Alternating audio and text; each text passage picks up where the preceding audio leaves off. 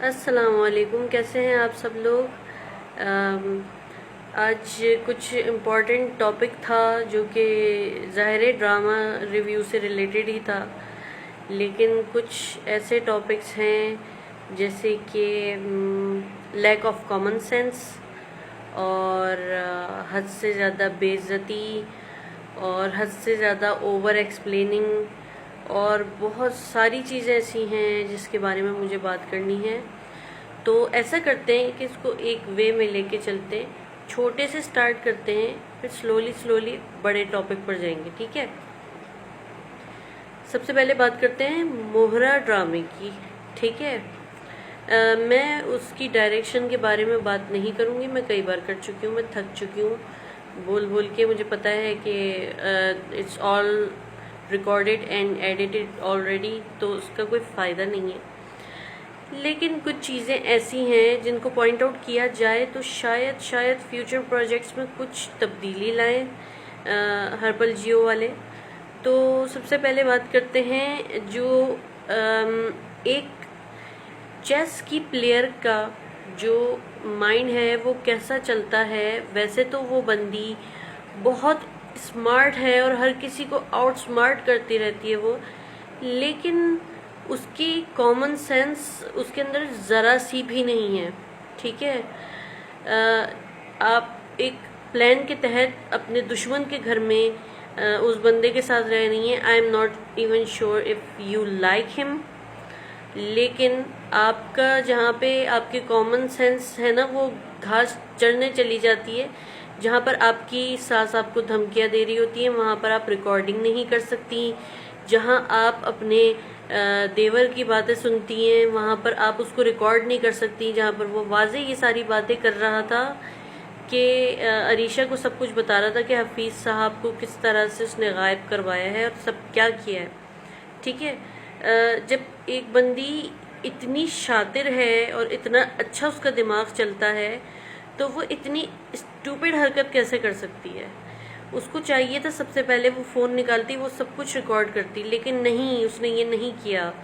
उसको उसका दिमाग ऐसे टॉपिक्स पर तब चलता है जब जिस वक्त इतनी ख़ास ज़रूरत नहीं होती, ठीक है। उसने एक लड़की की वीडियो बनाई सिकंदर के साथ, उसने कुछ अरमीन बेगम के लैपटॉप की तस्वीरें खींची और वो इनकम टैक्स डिपार्टमेंट वगैरह को दी, ठीक है, सही है। लेकिन ऐसी सिचुएशन में जहाँ पे, और हाँ वो वाला सीन जहाँ सिकंदर ये वाली बात कर रहा था कि उसने जैसे अलीजे के अपार्टमेंट में अपने बंदों को भेजकर वहाँ जो भी करवाया, जो हुल्लड़ हंगामा करवाया, वो सब उसने रिकॉर्ड नहीं किया।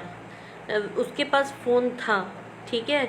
अगर मैं ऑनेस्टली बताऊं, मैं कोई चेस की प्लेयर नहीं हूं, ना मैं कभी वो गेम खेलूंगी, आई हेट इट। लेकिन मेरा, आप लोगों ने अगर यूट्यूब चैनल देखा तो आपने देखा होगा कि मैं पजल्स वाले गेम्स उसके ऊपर वॉक थ्रू डालती हूँ। तो मेरा दिमाग जो है वो ऐसा चलेगा, जैसे कि अलीजे ने कहा है कि उसको पजल सॉल्व करने का बहुत शौक है, तो मेरा दिमाग ऐसे चलेगा कि यार मैं सबसे पहले ये देखूंगी मेरे पास फ़ोन है, कोई मेरे खिलाफ ऐसी बात कर रहा है जिसमें मेरी जान को ख़तरा है, तो मेरा पहला काम ये होगा कि मैं फ़ोन फ़ौरन निकालूं और उसको रिकॉर्ड करूं, ठीक है। इन मैडम का दिमाग नहीं चलता, ये ऐसी स्टूपिडिटी वाली हरकतें करती हैं ना कि जहाँ पर कोई इस तरह का सीन हो रहा होता है कि जैसे ज़रा सी कोई बात होती है घर में कैमरे लगने वाली, तो इनका रंग उड़ जाता है और हकलाना शुरू कर देती हैं, जैसे ये तो मेंटली प्रिपेयर ही नहीं थी इन सब चीज़ों के लिए। और जब कुछ बेइज्जती हो रही होती है सिकंदर की, तो वहाँ पे इनसे मुस्कुराहट नहीं कंट्रोल हो रही होती है। तो ये वो वाला सीन दिखा रहे हैं जो इंडियन ड्रामों में होता था। वो कौन थी, मंजोलिका वगैरह, वो खड़ी हुई बैकग्राउंड पे यूं यूं यूं यूं करके लाइटें घुमा रही होती थी, उनके ऊपर कोई देख नहीं रहा होता था। अच्छा, मज़े की बात ये कि हमजा साहब देख रहे हैं, उन्होंने आके इतनी बड़ी खुशखबरी सुनाई है घर पे, सबके मुंह, अरमीन बेगम का मुंह, उनकी ये शक्ल बनी रहती है, ठीक है। उनकी शक्ल ये बनी हुई है, उनके बाप ने ज़बरदस्ती मुस्कुराने के बाद जो ये शक्ल बनाई, जैसे उनकी टाई बहुत टाइट हो गई थी, ये रुमाल जो बांधा होता उन्होंने गले में, और अरीशा की शक्ल ऐसी हो रही थी जैसे उसको किसी ने कांटों पर बिठाया हो और सिकंदर को तो क्या ही कहूँ मैं यार, किसी एक बंदे के एक्सप्रेशंस भी इस शख्स ने नोट नहीं किए, खुद यूँ खड़ा हुआ है, आप लोगों का ये मुस्कुराता हुआ चेहरा कैसे दिखते हैं? भाई तुम्हारे खुद की डिफ़ॉल्ट पे शक्ल हुई हुई है तो उसका ये मतलब नहीं कि बाकी सब भी मुस्कुरा रहे हैं। और उस बंदे को नज़र ही नहीं आ रहा, जब वो मिठाई की टोकरियों वाले सीन हुआ है तब भी उस बंदे को नज़र नहीं आ रहा कि उसकी माँ की शक्ल कैसी हुई हुई है।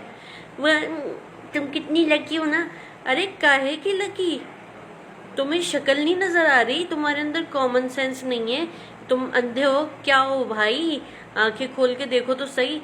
तो जाहिर सी बात है इसमें डायरेक्टर को, राइटर को ही ब्लेम करेंगे कि वो जब देख रहा है, इतनी तफसील से उसने बंदे ने देखा है अपनी माँ को कि वो यूं खड़ी यूं कर रही है गुस्से में। कौन सी ऐसी औरत होती है जो खुशी में ये शक्ल बनाएगी, मुझे बता दीजिए।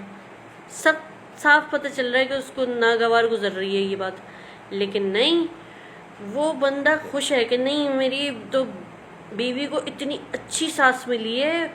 और मुझे तो हैरत हो रही है मतलब कि किस तरह की चीज़ें किस तरीके से पोर्ट्रे कर रहे हैं।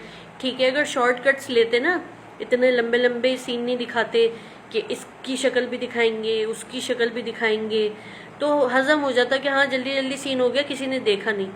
लेकिन हमजा बैठा हुआ देख रहा था अपनी माँ की तरफ, और इतनी देर तक उस औरत को ये शक्ल बनाए हुए दिखाया।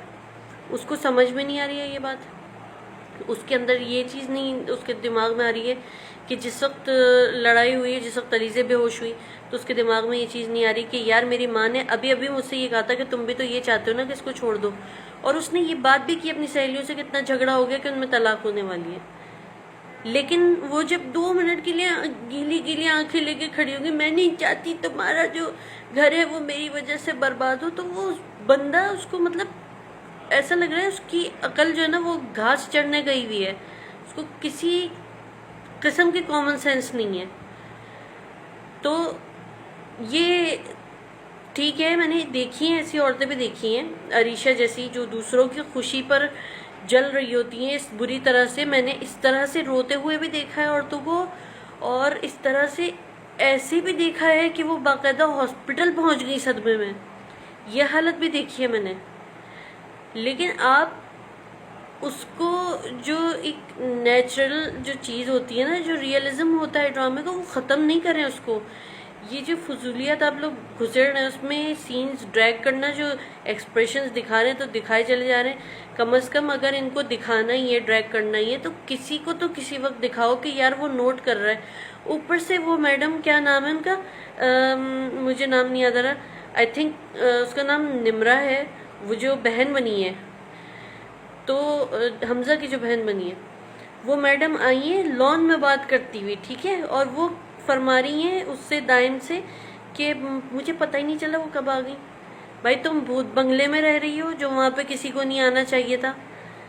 कुछ तो लोग बसते हैं ना वहाँ। तुम्हारी माँ सारा दिन लाउंज में बैठी रहती है फारिग, सारा दिन उसका ये काम है कि वो नज़रें रखी हुई है कौन कहाँ से किधर आ रहा है, कौन किधर जा रहा है, लेकिन उसको इतनी हैरत हो रही है कि वो पता नहीं कहाँ से आ गई।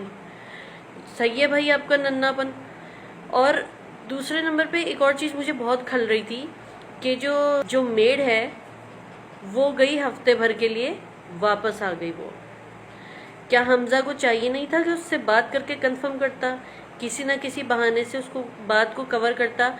या अलीज़े मैडम जो इतनी होशियार बनती हैं, चाल पे चाल चले जा रही हैं, वो उनको ही नहीं चाहिए था कि वो उसको बुलाती कि तुम इधर आओ, उस दिन क्या बात हुई थी, ये बात क्लियर करनी चाहिए थी ना। ये सब चीज़ें इतनी ज़्यादा क्लाउडेड क्यों बनाई हुई हैं, अच्छी नहीं लग रही हैं ये, जाहिर है बहुत सारे सवालात होते। ये सब जो है ना आपको ड्रामे में इन्वॉल्व करते करते फिर आपको अपनी जो टीम है ना आपकी, ड्रामा इंडस्ट्री, उसके ऊपर क्वेश्चंस उठाने पर मजबूर कर देती हैं ये सब चीज़ें। तो अभी एक ही ड्रामे के बारे में बात करते करते वीडियो ख़त्म होने का टाइम हो गया। तो बाकी के दूसरे ड्रामों की जो मुझे चीज़ें खल रही थी उसके बारे में मैं बात आप लोगों से अगली वीडियो में करूँगी। तो पार्ट 2 का इंतज़ार कीजिएगा, और पार्ट 2 चाहिए तो इस वीडियो को लाइक करें, मुझे फॉलो करें।